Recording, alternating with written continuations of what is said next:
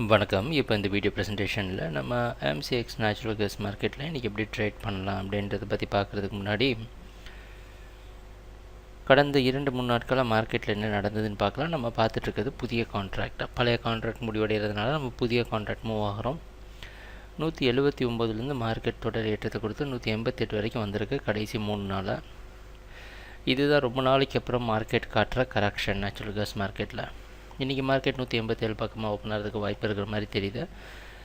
என்ன செய்யலாம் அந்த புதிய கான்ட்ராக்டில் அப்படின்னா, தொடர்ந்து மார்க்கெட் இந்த கரெக்ஷனுக்கு அப்புறமும் டவுன் ட்ரெண்டுக்கு சாதகமாக இருக்கும் அப்படின்றது தான் நம்ம எதிர்பார்ப்பு. 192 வரைக்கும் செல் பண்ணி 93 ஸ்டாப் லாஸ் வச்சு ட்ரேட் பண்ணலாம். பார்க்குறதுக்கு ஒரு 6 பாயிண்ட் ரேஞ்ச் மாதிரி தெரியுது.